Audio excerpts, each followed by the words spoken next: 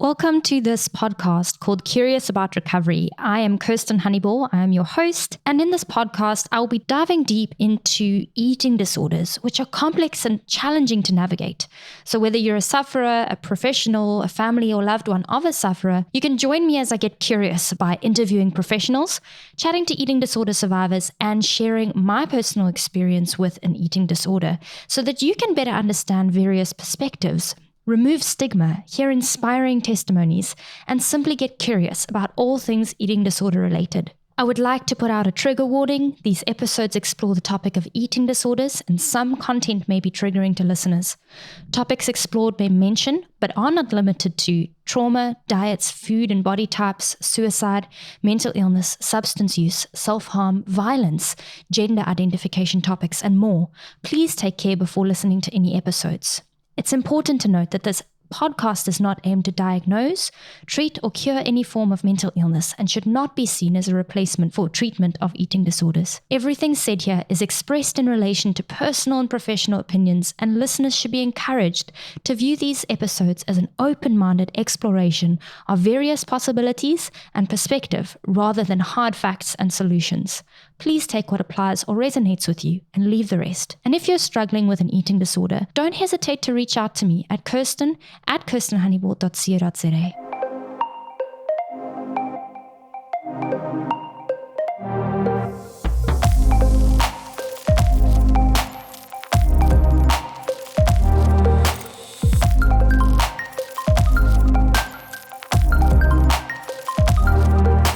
Welcome to today's podcast. Today we have Carolyn McCarter Wood with us. She's all the way from Asheville, North Carolina, and she is a therapist who has specialized in eating disorders and trauma for over 12 years. She entered the area of eating disorders after the experience of having a daughter who struggled with anorexia nervosa for many years. Luckily, her daughter is now in solid recovery. Carolyn is trained in family-based treatment for anorexia and bulimia nervosa, embodied recovery for eating disorders, and sensorimotor psychotherapy. She currently offers therapy primarily for adults who have trauma and long-standing eating disorders. She works from a health at every size perspective and believes that biology, sensory differences, trauma, and social norms all play a part in the development and treatment of eating disorders. So welcome, Carolyn. It's so wonderful to have you here. It's lovely to actually have you on the podcast because we recently had these floods in KZN in South Africa, and the entire city just was on shutdown for like 2 weeks. So we had to actually reschedule our meeting, and I'm really, really grateful to have you here today. So, Carolyn, you can just let me know, tell me about the work you do as an eating disorder specialist and why you decided. I know we've spoken about your daughter, but maybe let me know, what motivated you to move into this career path? So I was already on the path to becoming a therapist, and I had was on the path of working with people with addictions. And my daughter became ill. And through that process, I think the truth is that there was this period of time when it really felt like that, I couldn't help my daughter. I could help her, but I couldn't be her therapist. And there came a time when, because I had the benefit of understanding what she went through and understanding what I and my husband went through, that it made sense to kind of redeem that suffering and put it to work. And so my first entry into the field was doing family therapy at a residential treatment facility.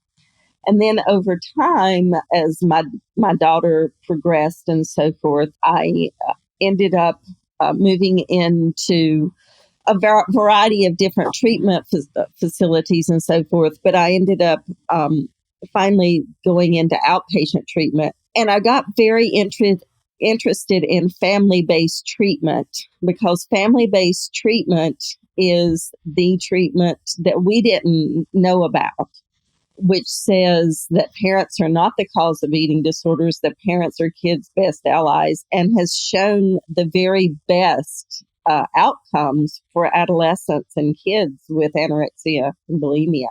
It's actually quite research based. And over time, I realized, and then there was a study they did where they compared the outcomes when they worked with the entire family doing family-based treatment or when they worked only with the parents.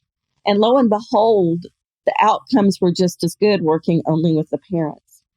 And I decided that it was much more compassionate to both me, the parents, and the kid if I began coaching the parents without the kid present while making sure that the child has their own treatment team. And so I began that about a year ago, doing coaching for parents of kids and young adults who have anorexia and bulimia. Sure, that's really amazing. I've never actually understood it from that perspective of what you said there is coaching the parents on their own actually had an incredible and significant effect on the recovery of the individual, the child. And that just blows my mind because, there's so many people that I've come across in my coaching where the parents are always asking, is it my fault? What could I have done differently? I'm a bad parent. I love my child so much. And what did I do? And, and you're here offering a support and offering education and offering kind of guidance for the people who think, I really want my child to get better, but I don't know what to do in my role. Exactly. So there's a lot of people that I've come across that are the individuals suffering from an eating disorder, right? And a lot of the time they speak to me about their home environment. And they say, I'm really, really trying to do this action or change this mindset or perception or something like that. And they go home into an environment where a lot of the toxicity was created and is being manifested and, not nurtured in the way that it needs to. So, you highlight the importance of family support and involvement. And how do you approach a family that just isn't bringing their part to the table? That's a really good question. I don't like to coach those folks. What we want are those families that want so much their kids to be okay. They're very optimistic about who can benefit from family-based treatment, which family-based treatment basically means that the parents take over the job of feeding the kid. It's an outpatient treatment where kids don't have to get sent away. But I think that there are certain situations where that's not going to work well. And and I've seen it, in a highly toxic family situation, usually what has happened is the parents have some major issue themselves. I'm thinking of one family that I worked with, I would say not so successfully, where the child had her therapist and dietitian, and I was working with the family before I started doing the coaching. And the mom had come from a very, very abusive family. When her daughter would push mom's buttons, mom would lose it. And mom's attitude was, hey, I'm not beating my kid, right? And so it was just circular. And so we made recommendations that the mom get treatment for trauma because she was being triggered over and over and over by the verbally abusive things that the daughter would say because the daughter was in the grips of the eating disorder and because the daughter was mad. Sometimes parents need their individual therapy.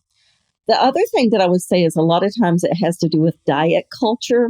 When people say that parents are the worst, are often the problem, what I tend to think is that parents, myself included, I was a victim of diet culture. I talked before my kid got sick. I talked about healthy and unhealthy food all the time. I went on diets, all this stuff. And I didn't realize that I was modeling for my daughter certain things. And then on top of that, she was in an environment where there was a lot of attention. Asheville's a pretty orthorexic place. So a lot of times the families are victims of diet culture.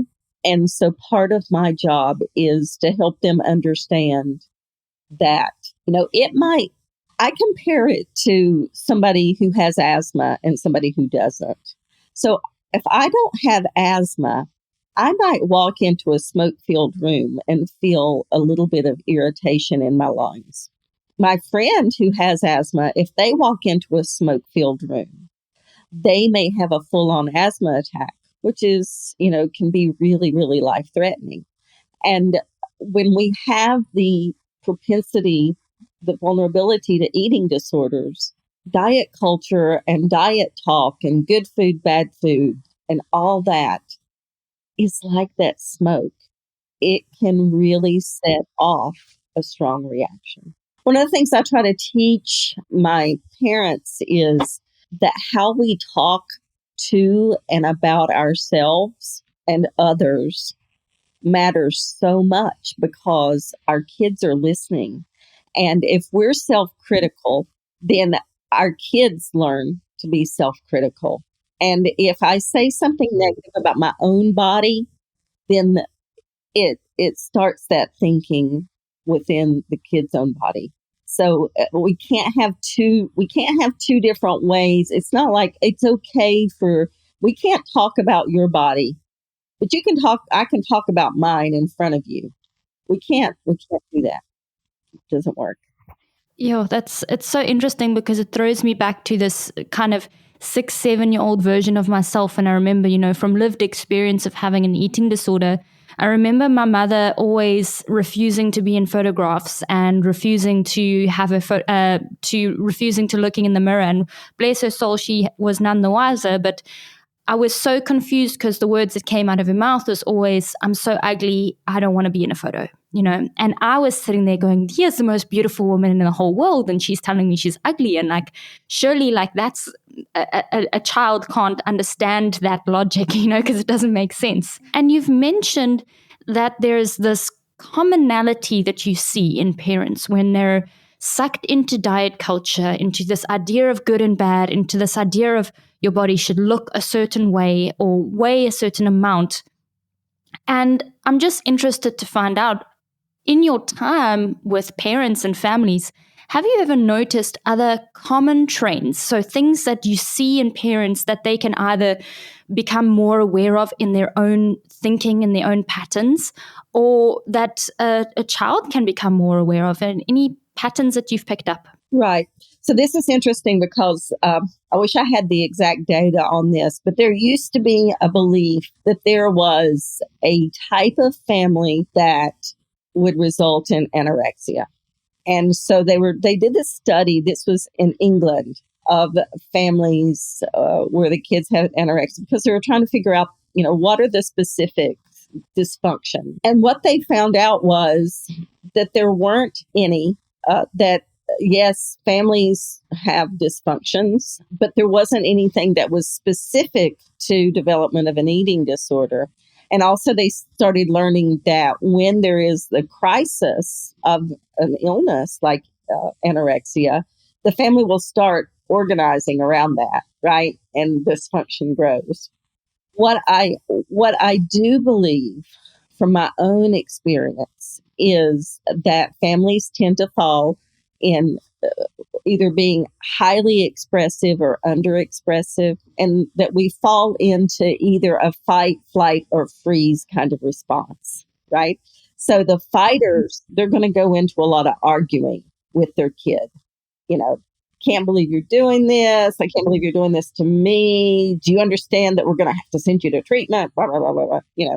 The fleers, they avoid it. They hate conflict. And so they just want everything to be nice. And then the freezers are the ones, I think, who they don't know what to do. And so they kind of don't do anything. And so part of my job, and by the way, I was a flea freezer. I often honestly tell parents this is hard, and I can't tell you that I did it myself because it was not a type of treatment that was presented to us. We were told to stay out of it. And so my daughter she'd go to treatment, she'd get better, she'd come home, she'd relapse, so forth. So part of my job is to help parents find their internal resources so that we need to create a culture of felt safety in the home. I want the kid to have a sense that I'm going to be okay because my parents have got this. So that can be resources from external resources, internal resources, spiritual resources. And that's where some of the somatic work comes in. Finding your feet, doing square breathing, those kinds of things. And these are things that you actually teach the families how to utilize as tools for themselves, not only with their child, but, in their own relationships with themselves, And so, what are some of the other ways that you teach families and parents to create this safe environment, and how important is this for their children's support system? Well, one of the things is that this takes time. And so often families, parents, they have to slow down. And that may mean that they have to take a leave of absence from work, maybe slow down on some of their civic involvement, so forth. Learning how to hold a boundary with absolute stubbornness and absolute compassion, right? So this is where the idea of nothing happens until we get this food in comes in. So it's not like if you don't eat, blah, blah, blah, blah, blah. It's like, okay, this is, pick up your fork, take a bite, learning to use prosody, learning to use the tone of voice, learning who in the family is best to take this role versus this role. There's usually one person who's really good, much better at holding the line, and another person who tends to be good at being the emotional support, right? Often we want to go too fast. It's like, oh, great. Now we can go back to the way our life was. And so sometimes we have kids that they have to be nudged a little in taking back over. And then we have some kids who are in a hurry to take things back over because, they want to run their own lives because that's normal. That's one of the most confusing things is, especially, I don't know how it is where you are in South African culture, but in American culture, we are all about independence. And so parents do not like to take away, it feels wrong to be taking away the independence of their kid. But what I tell them is in this one area, your kid is not on track. And so in this one area, we have to step up and step in and treat them like they're a little bit younger in this one area. Now, let them dye their hair purple, let them, make choices about their clothing, all those things. But around this, we have to get them back on their developmental path. Yeah, and while you're speaking about this, you speak about the fact that there's a lot of families that you recognize who have either this fight or flight or freeze thing, and they're not actually slowing down enough to take in the process and allow it to happen at the pace that it's meant to happen for the child's healing. A lot of the time I'll see, especially when a parent is like, okay, cool, well, my child is maybe severely anorexic and we need to get her or him to a certain weight. And then they get that weight restoration and they're like, okay, cool, we're cured. We don't need to work on it anymore. How much of a misconception do you see that parents have with this idea that once my child has gained weight, they're then better? I haven't run into that a lot because a lot of times the parents who hire me are the parents who have a strong understanding of how serious this illness is, right? But in my past experience, before I became a parent coach, I saw that a lot, and mostly I see it in insurance companies. It's like, okay, the kid has hit the weight. we don't need this treatment anymore. But the thing is that often we can't tell how strong the anorexia is until the starvation is healed, right? Because the weirdnesses that happen in thinking as a result of starvation, they happen to anybody. And like once someone gets to where their body kind of needs to be to function, at that point, we're still probably going to have the mental piece to deal with. And I'm kind of preaching to the choir here. I know that you know this better than I do. That can be the most miserable time for a kid or for a person in recovery is when their body is restored. They feel like they weigh 6 million pounds and they're miserable and everybody thinks, oh, everything's fine now. And the only thing that they can do is work toward getting back to what felt more comfortable. That's the only thing they know how to do unless they have the support that they need. I definitely see that a lot, this idea that there's even a regression sometimes where it's like the child is progressing and they become weight restored. Insurance companies, take a hike and parents go back to normal, and then there's still the mental anguish that comes with the illness, which misconceptions around the world don't highlight the mental aspect of the illness itself, and also just understanding from the parent's perspective that when their child doesn't have the right functioning body, in that they're not malnourished, they don't have any hormone imbalances and things going wrong in the system and things going wrong in the brain, they're not actually able to think coherently.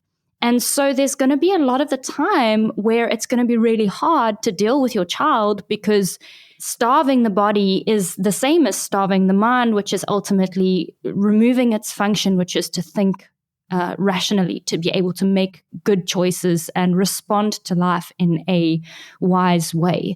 So how do you help parents manage this inconsistency of thinking, of mood, of behavior, of all of that with their children? Yeah, that's a tough one. One thing I want to mention is that studies have shown that it takes a good year after restoring weight for the brain injury to heal. They call it an insult to the brain. It takes a year for the brain to heal. And particularly teenagers, they're kind of on a wild ride in the best of circumstances, with the hormones and all things. So one of the gifts of family-based treatment is it likes to externalize the eating disorder. For the parent, it can help to say, it's not my kid, it's the eating disorder. Now, there are a lot of different feelings about that, and a lot of people who struggle with an eating disorder will say, no, this is a part of me. So it's not always helpful for the actual person with the eating disorder, but it helps the parents to not take so personally. But I personally believe that firm boundaries are still in order. I was speaking with a parents yesterday of a young adult who this young adult is very ill with eating disorder and is in early recovery from substance abuse. And this person actually physically assaulted her mother. So, and I talked with them about what are your non-negotiables for this young adult, about under what circumstances you can live with us. What are your options? Because even though we want to maintain the relationship and we want to maintain the love and the connection, and at the same time, we do not want to teach our kids that anything goes. I'm having a hard time. But I think it's kind of like in autism, when they use the word meltdown, it's not a temper tantrum, it is a meltdown. And understanding that sometimes kids are having a overreact, like their nervous systems have just gone, and helping catch it before it gets there, right?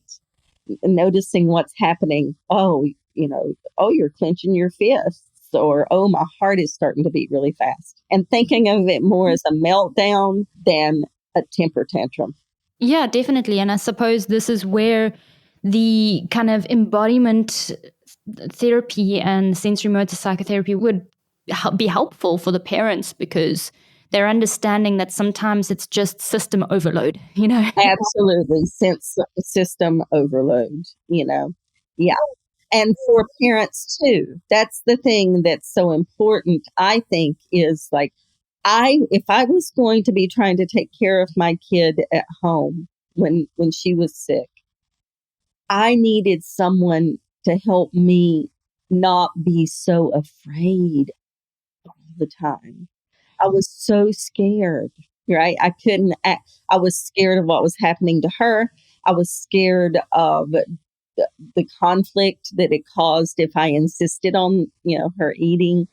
And so when I would get into that fear, there was just so much tension in the home, so much tension in the home. And there's no way to help a kid get better from an eating disorder without there being tension. But we have to have some places where we can feel support and feel the ability to not feel all alone.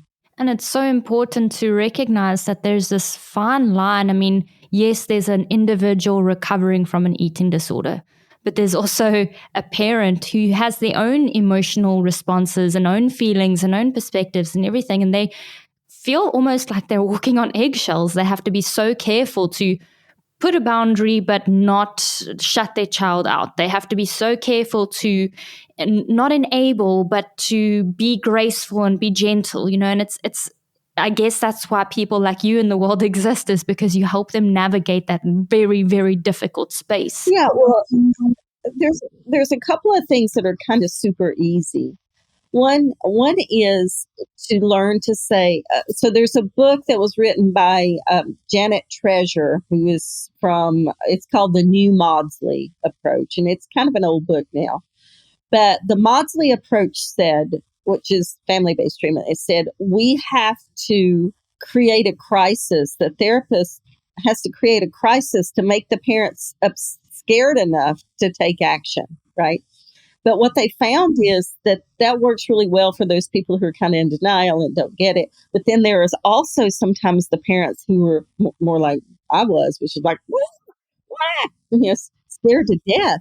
And sometimes we have to lower the anxiety. And so this book that was written by Janet Treasure talks about teaching parents to use things like motivational interviewing and communication skills and things like that. And also prioritizing like life-threatening. Like parents get really freaked out if their kids are doing something like cutting, but starvation is much more dangerous, right? So they'll be like, if I make my kid eat, they might cut. Maybe so. But one easy thing is to teach parents to say and instead of but. I understand how hard this is for you. And this is what we need to do. Sure, that's something. And how does that kind of translate psychologically in with the child? Like the difference between that and that but? What does that do in the brain of the individual? Well, it's something that comes from, I think, DBT. It's holding two things at once. And, there are some people who, and I don't know if this is true or not, but there are some people who say that whenever we hear but, that we kind of just shut off the rest of it, right? The way it impacts me emotionally is that if I say, I'm sorry, Kirsten, but what you said really upset me. That sorry didn't feel like it was real at all, right? Mm. But if I say, I'm sorry for the way I acted, and I was really upset by the thing that you said, we can take it all in. Yeah, I even felt the impact of that right now. I know, isn't it crazy? You can feel it in your body. We've spoken a lot about parents kind of standing into this role of really supporting their child through this process. But you've briefly mentioned this idea of a young adult, someone who's maybe coming back into the family to live at home because they're coming out of treatment, or maybe not even living with the parents, but needing that extra support. It's like, how does a parent stand in that role with someone who's not a minor? Right. It's a very difficult place to be in. My belief is the whole 18, that was made a long time ago before we knew anything about brains.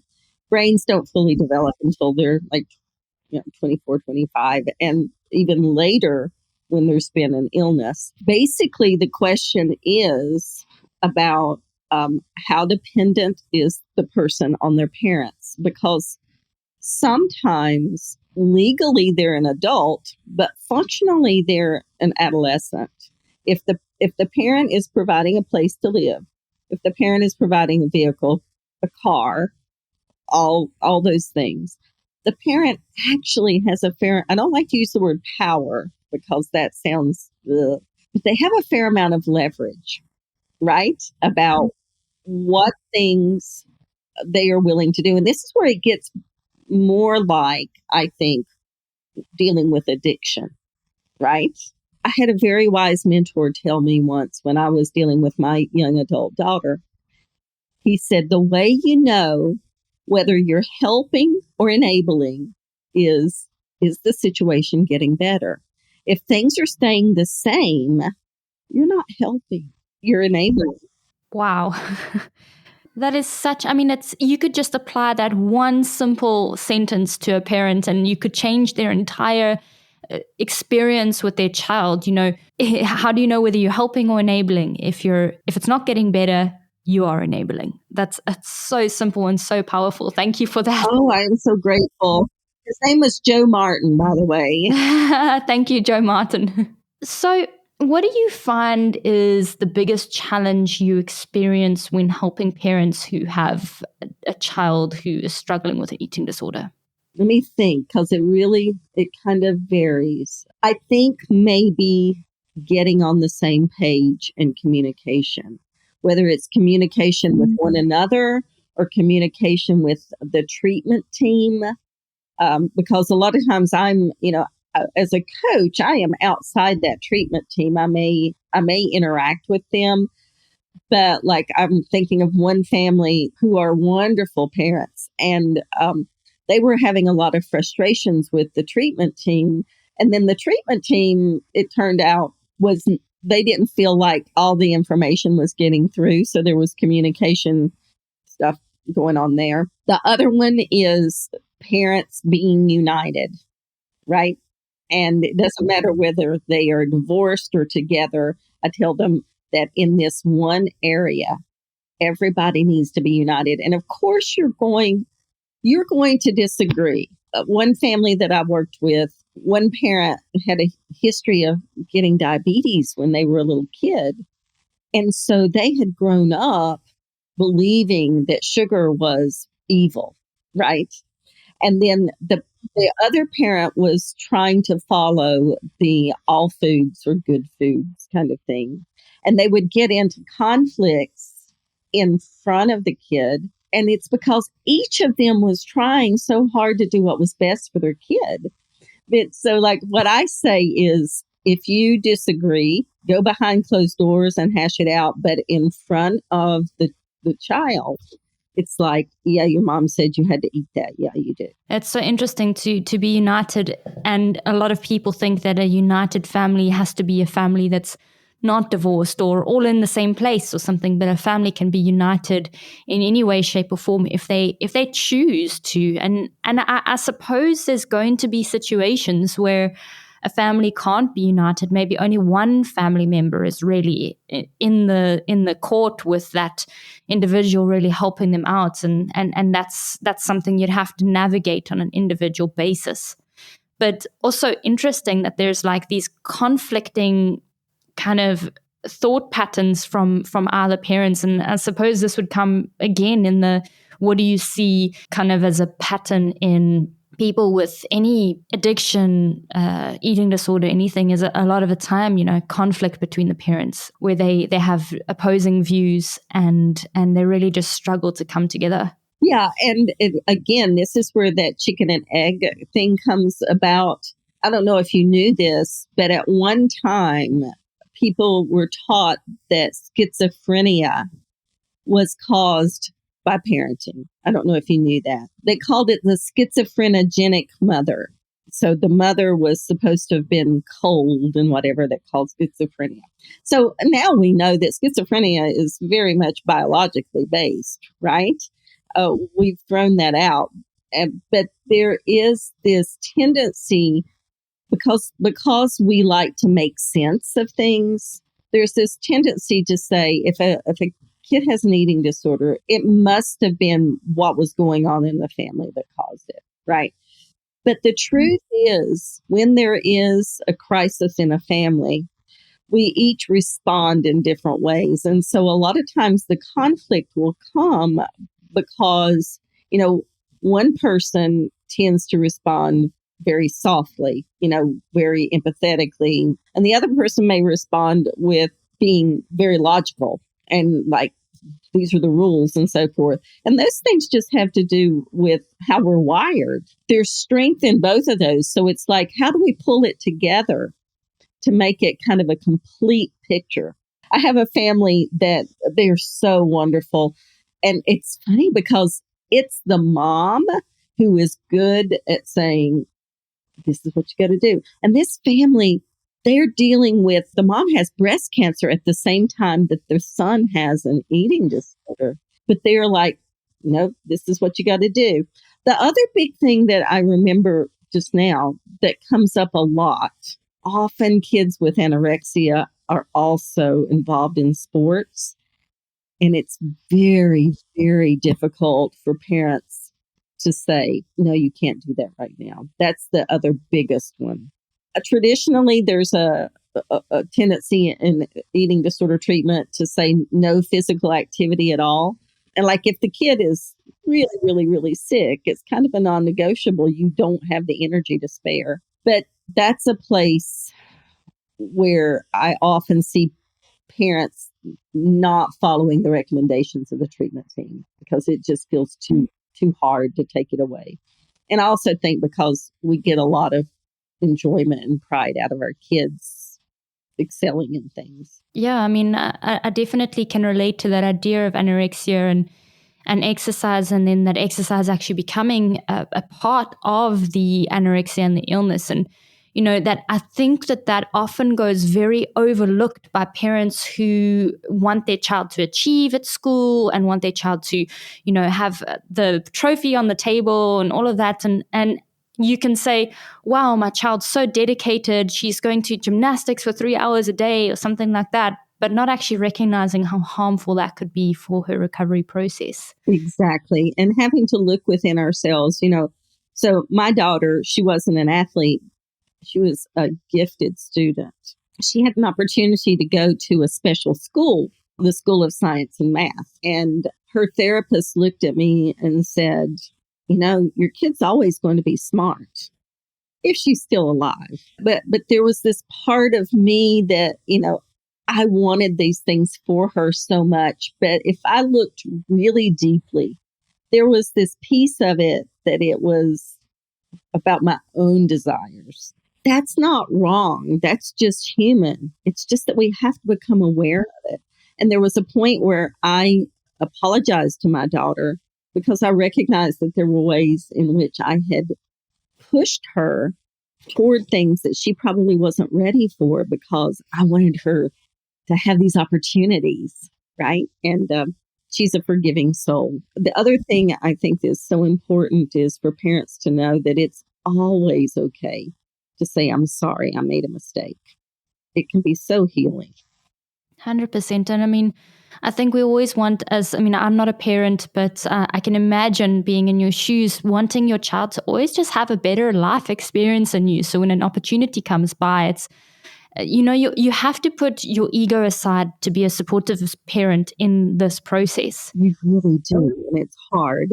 So you've spoken a lot about anorexia and bulimia as these eating disorders that you help with your family-based therapy approaches. So what about other things like binge eating disorder? So in my work with adults. I work with all types of eating disorders, including binge eating disorder. There are a couple of eating disorders that I don't feel as comfortable offering the parent coaching. ARFID, which is kind of like extreme picky eating, I think that does lend itself well to family-based treatment.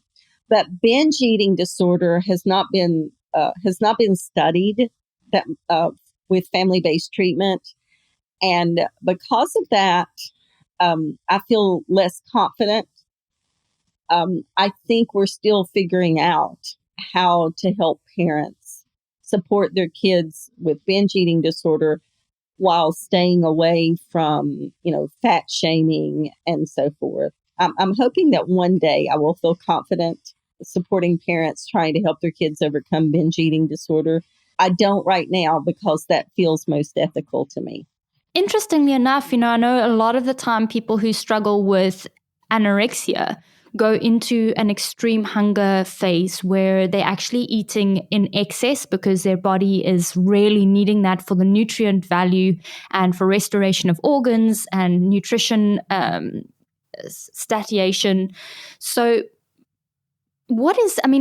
that wouldn't necessarily be defined as binge eating, but a lot of the time a parent will see their child eating way larger quantities than themselves or than they've ever seen their child eat before. And then the fat shaming and the kind of diet culture can come in. I've had clients even have their parents say, why are you eating so much? So maybe you could explain to me, just so that the parent understands what this extreme hunger actually is. Yeah. Well, I think you nailed it really, really well. There is a book written by a woman named Christy Harrison, who is a dietitian and a researcher, and her book is called Anti-Diet. And she talks about how almost all binging is rooted in restriction. That restriction can even just be mental restriction. This is where the brain stuff gets really interesting. Our brain cannot tell the difference in an internal threat and an external threat. So even if we are just mentally restricting certain foods, it can make our bodies feel like they're in danger of starvation, right? And so, this is why an all foods fit approach is so important for eating disorders. So important. When someone starts eating, let me put it this way. There are a very small number of people who their brains are designed in such a way that their brains will allow them to starve themselves to death. Okay. The rest of us have this switch that will flip, that will override the urge to restrict. And it will say, we're going to eat. And that is what happens sometimes when someone's, that's how we end up with that anorexia with the binging type, or the anorexia with binge purge type. If your child is eating, but is not eating in secret, is not eating in a frantic way, this is not binging. This is satiating hunger and learning, letting the body learn. Yeah, it's going to be here. Yeah, it's going to be here. I don't have to eat it while I can because it's going to be here. So, it can be alarming. And sometimes our bodies will go above what diet culture says we need to be. I've seen this happen with my daughter, where it was very distressing to her. And I just kept saying, give it a year, give it a year, give it a year. And things settled back out. Yeah, binge eating disorder happens, they're going to eat in secret, and there's going to be huge amounts of shame, and, they're going to be eating even when they're not hungry. That's a different thing than this compensatory eating that can happen. And I think it's beautiful how you've explained it, but I think one of the most important things to take away from that is this idea that a lot of the time there can be a lot of misunderstood changes happening in the individual when they're in their first stages of recovery.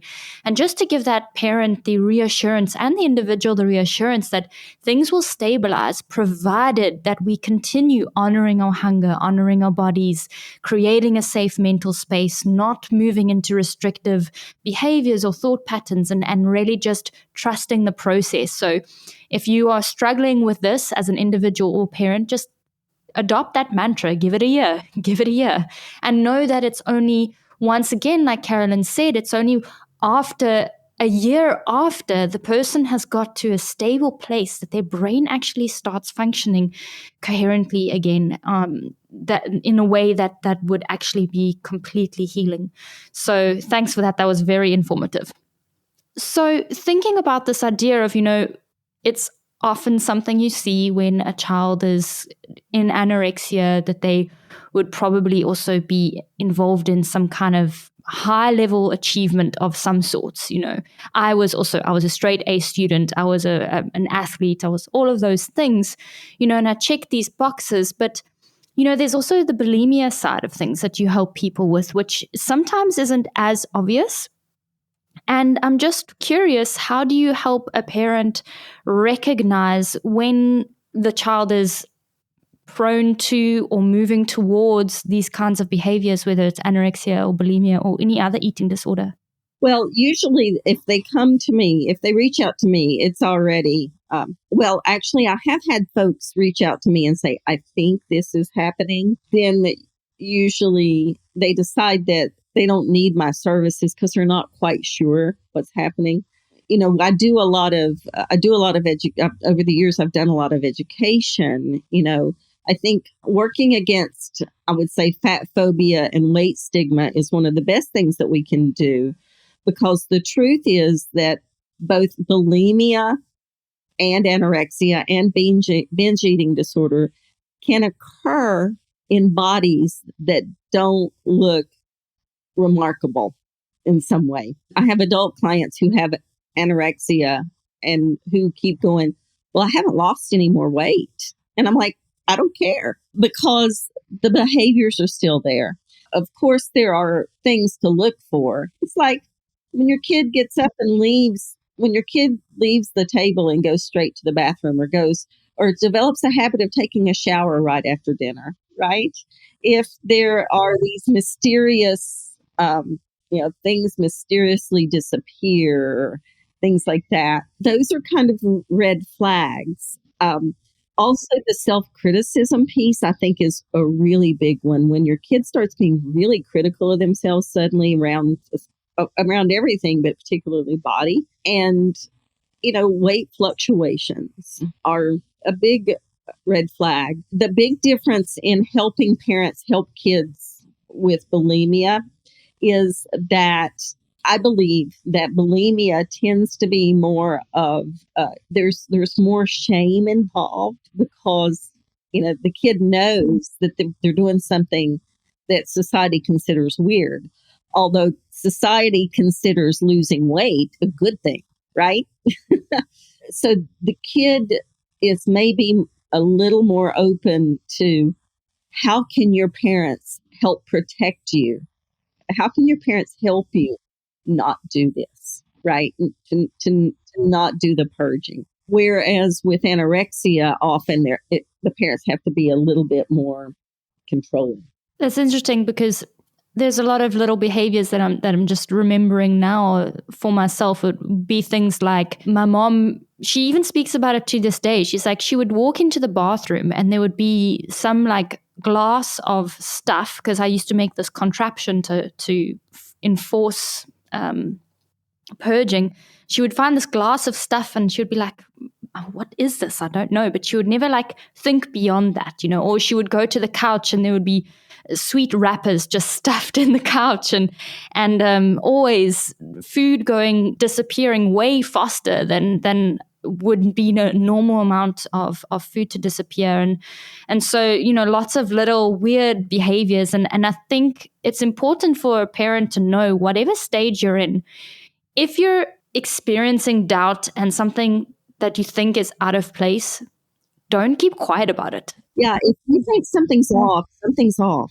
100%. Your gut as a parent is probably one of your biggest gifts in this entire situation. So, you help teens and adults, and you've recently started a consulting and coaching program called Spoonful of Courage. Would you like to tell me a little bit more about this? Yes. The Spoonful of Courage right now is my individual coaching with parents, right? But my dream, if I can get technologically savvy, is to eventually have this be an online an online education and support program, which people can access at any point. I chose the name Spoonful of Courage because it does take so much courage to stand up to an eating disorder, especially if it doesn't matter which, especially. Like, if you're very close to your child and you value that close relationship and you start standing up to an eating disorder, you can be fearful about what that will mean for the relationship, right? On the other hand, if you and your child already have conflict, it's like, oh my gosh, I can't do anything, right? I can't do anything. So, regardless of what the situation is, it takes courage to step up and say, something's, not right here, sweetie, and we're going to help you get this straightened out. We're gonna help you. And what you're gonna hear a lot is, go away, leave me alone. You don't know what you're talking about. Blah blah blah blah blah. That ability that I didn't have then, that I hope I would have now. I do have it with all my clients if it's not my own kid, right? That ability to stay grounded, that ability to stay present in your own body, whether it's having something in your pocket that, like a stone in your pocket or whatever. It's helping parents find those set of tools that help them do what they need to do. And also knowing that sometimes we can't do it at home for whatever reason, and that it is not failure for your kid to have to go somewhere. But often, a lot of trauma can be avoided if we have the skills. Inpatient and residential eating disorder treatment saved my daughter's life. It did. We also lost a lot of time together. But in general, if treatment can be at home with firmness and compassion, everybody's going to come out with a lot less battle scars, I think. And I absolutely love that name, A Spoonful of Courage, because it really does take so much. I mean, just as much as the individual is using every single ounce of their energy and their mental space to recover from their illness, the parent is stepping up to the table as well with that same level of courage. And, it can often be discouraging for a parent who either has sent their child in and out of treatment or seems to be hitting their head on a brick wall with their child just not getting better, or being harmful towards them verbally, or just not seeing any progress. So what words of encouragement would you like to offer to the parents or the families out there that might be in this position? Full recovery is possible. There's a lot of answers that we don't have. If I ask my daughter today, how did you get better? She's going to say, I don't exactly know. But she says, I think it's a little different for everybody. What I want them to know is that often the biggest gift you can give your kid is to never stop believing in them. Never stop believing. And even on the days when you secretly think, oh, my kid is never going to get better, with your mouth, you look at them and in your eyes, you say, I believe in you. Because I really do think that connection and that knowing that love is absolutely unconditional, even though there are conditions on, behaviors and so forth, can be the lifeline when your kid knows that there's nothing that will take away that love and connection. That can give them just that little bit more to hang on to. I love the thing in addiction work that says you didn't cause it, you can't cure it, and you can't control it. But boundaries are about what you are and are not willing to accept. It's worth it to put the work in. It is. And make sure you have plenty of support for yourself. Sure, that's really, really beautiful. I love the fact that you've used two words that really resonate with a workshop that I actually give. It's connection, communication, creative expression as three keys to the ability for someone to recover from an eating disorder. And you've highlighted in this time that we've spoken together that it is so important to have clear and loving and graceful lines of communication and to keep that connection with your child even when it gets tough. But then also, most importantly, to keep the communication and the connection within yourself. What's going on for me? If I'm feeling that I'm struggling, do I have something to ground myself? Do I have something to feel like I can get through this? And even if I don't believe it, I'm communicating to my child that I do. So really, really powerful. Thank you so much for that. So before we wrap up, I'd love to know if there's anything else that you'd love to share and where we can get hold of you and how. Is there anything that you're working on at the moment? Please share. Yes. So I am developing some written materials. My website is CM as in McCarter, W as in Wood, consulting.help. And I am developing some free materials. I have materials about knowing how to talk with your kid who has an eating disorder, understanding the basics of what's needed for treatment, and then understanding the basics about what you need as well. And I will continue to develop free materials about the house cleaning that needs to be done. There's some things that we need to clear our house of, things like scales, things like, diet talk, things like that. And as I said, my ultimate goal is to have this to be a more group based. There is, I do have a Facebook group that's available that's called Spoonful of Courage for parents. So parents can go there. I'm still working on managing all those pieces. So I'm looking forward to being able to reach people across the country and even across the globe. Pardon my French, but one of the things that I say is this shit is hard and you shouldn't have to do it by yourself. I love it. Absolutely love it. It's real, it's raw, and it's the absolute truth. So if you are looking for support as a parent or a family member of a person who's struggling with an eating disorder, cmwconsulting.help is where you can find Carolyn. And as far as I'm aware, she also has a free little PDF document that you can access, which helps parents know how to better talk with their child about the eating disorder in a safe way. So with that, I'd just like to thank you so, so much for coming onto the podcast. I'm really, really excited to see how this would benefit people and what you have coming up. Any parents looking for extra support, Spoonful of Courage on Facebook, it seems to be an incredible place to go and get that, because it's true. It's not going to be easy doing it on your own. Getting that support system is really, really an incredible asset to your recovery journey for yourself and for your child. Thank you so much, Carolyn, for being on today. Thank you, Kirsten, and thank you for your work. Thank you so much for listening to today's podcast.